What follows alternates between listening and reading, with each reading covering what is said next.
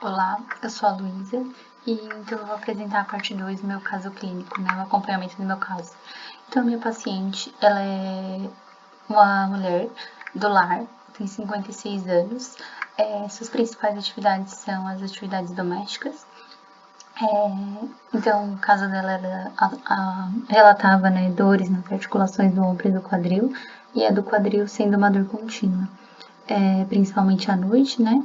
E costumava acordar com dores. No ombro seria mais quando ela tinha um esforço excessivo. E ela sempre utilizava somente as compressas quentes, né? Então, quanto aos hábitos de vida agora na segunda entrevista, ela permanece tendo principalmente, né, atividades domésticas como suas atividades, porém ela teve algumas mudanças, como aumentou o tempo de repouso por causa do inverno. Ela relatou que não gosta muito do inverno, então por ela sentir muito frio e tudo mais, ela acaba ficando mais sentada ou deitada, né, embaixo das cobertas. E também ela começou alguma atividade de crochê, então também isso é um pouco de mudança, né? A gente vai ver que vai ter alguns casos de dor. E ela vai ter também, teve um procedimento dentário nesse período em que acabou, né, tendo recuperação, questão de dor também e tudo mais. Então foi outra coisa que mudou um pouquinho. Ela também continua sem praticar atividade física, mas ela teve dois momentos que ela conseguiu perceber que a atividade física seria benéfica para ela. Eu vou descrever melhor lá na frente. A questão das dores, então, ela relata, né, continua relatando a dor em queimação no quadril, principalmente à noite. Na verdade é à noite, né, porque ela só sente deitado, quando ela está em pé ela não sente. Na região lombar também é uma novidade, no caso, né? Ela não havia falado da primeira vez. Ela sente uma dor acima da crista ilíaca. Ela não soube bem descrever se é uma fisgada, se é uma queimação, mas ela sente tanto em pé quanto deitada. E ela relata que é como se fosse uma dor no ciático, né? E aí no ombro ela disse que não teve crises de dores assim nesse período, ou pelo menos ela não lembrava. Então agora o momento de crise, né? Ela relatou duas crises mais fortes. Uma foi uma dor, uma dor ardente, assim, no calcanhar, que também acabava doendo, né? E aumentando as dores dela do quadril e da lombar. Ela relatou como uma dor insuportável, em que ela mal conseguia tocar o chão. E aí ela associou, né, que isso aconteceu num período que ela estava ficando bastante tempo sentada, né?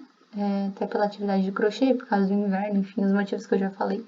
E aí também junto nesse mesmo, nos mesmos dias que ela teve essa dor em ardência no calcanhar, ela disse que teve uma dor na cervical, que ela acredita ser pela tensão, pelo crochê, né? Postura de ficar com a cervical bem infletida, olhando mais para baixo, assim, uma postura bastante tensa. Também a questão dos procedimentos dentários, ela relata que ficava bastante com os dentes tensos, assim, apertando um contra o outro. Ela sentia que isso prejudicava essa dor, assim, no trapézio, né, que ela sentia na cervical.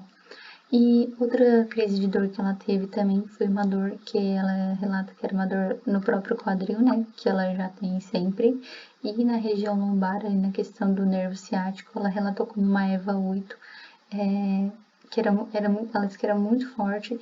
Inclusive tinha acontecido uma crise dessa no dia anterior, que ela estava falando comigo, e ela disse que era assim, uma dor insuportável, uma EVA 8, né? Essa crise que ela teve no dia anterior. Ela fez massagem com aqueles cremes de cânfora e tudo mais. E no dia ela disse pra mim que daí já tava uma EVA 6, 5, assim, já tava amenizando. Também teve uma outra crise que afetou a postura dela, e aí estava associada com um dia que ela precisou lavar as calçadas, né? Então acabou ficando sem muita postura para fazer essa atividade. Então no dia seguinte ela estava com bastante dor lombar também, e estava com o quadril, o tronco bem fletido. Então afetou também a postura dela. Aqui então eu trago os exames que eu não havia encontrado na primeira entrevista. No caso, a minha mãe, né, que é a paciente, ela havia dito que não tinha mais esses exames, mas aí dessa vez eu resolvi procurar e acabei encontrando. Então, aqui na região, né, do colo, do fêmur, a gente tem essa osteopenia, que é relatada aqui, que seria, então, na verdade, muda um pouquinho o quadro, né, que lá inicialmente quando ela me relatou todas as dores que ela sentia, ela falou que no ombro ela tinha uma artrite, uma tendinite, e no quadril seria uma artrite, uma bursite. Eu até tinha desconfiado da questão da artrose, porque ela relatou que era tipo um desgaste na articulação, né? Tinha sido dessa forma que o médico falou para ela.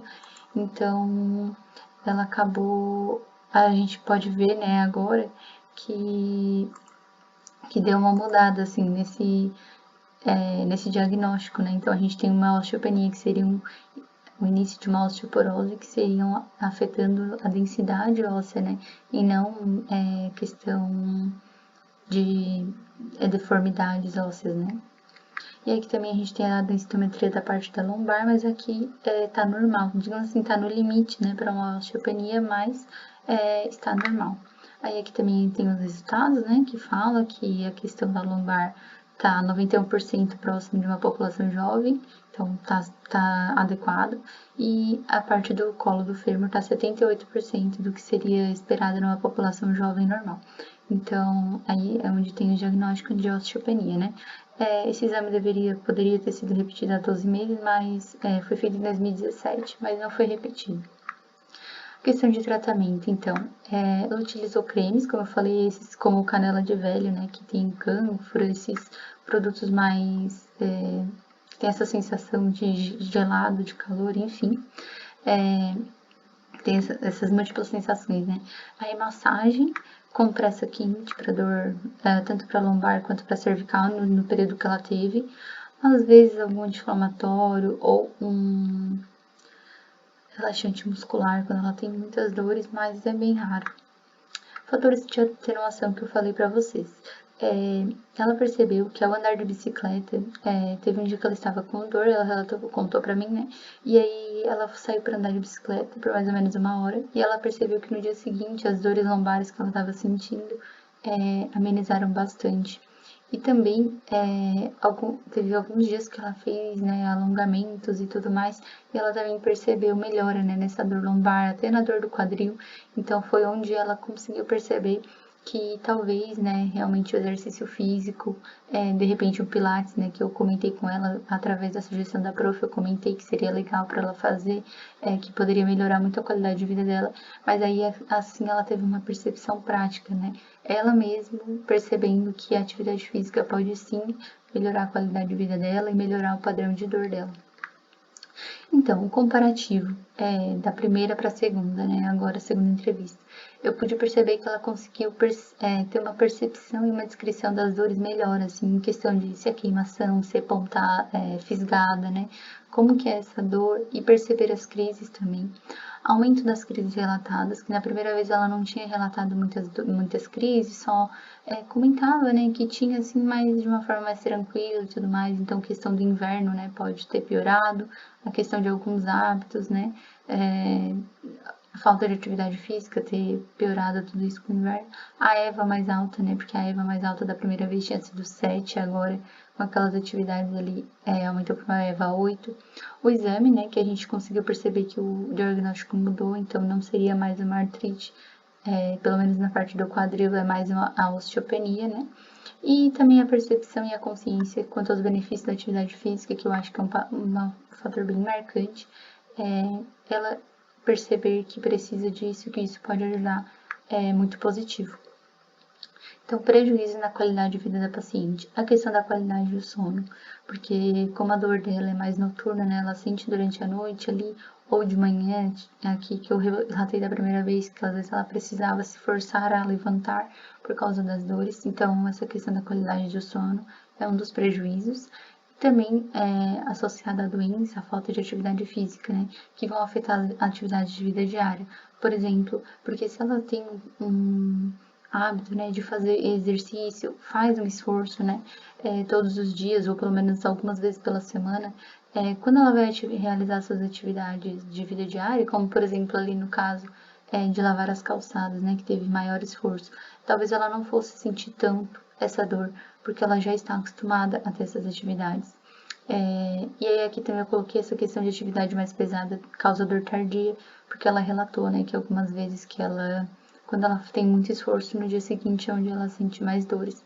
E ela percebeu, né, nessa questão da atividade física pode amenizar. Então, tem esses prejuízos, mas é um ponto importante que ela começou a perceber o que ela pode fazer para melhorar. E é isso, muito obrigada.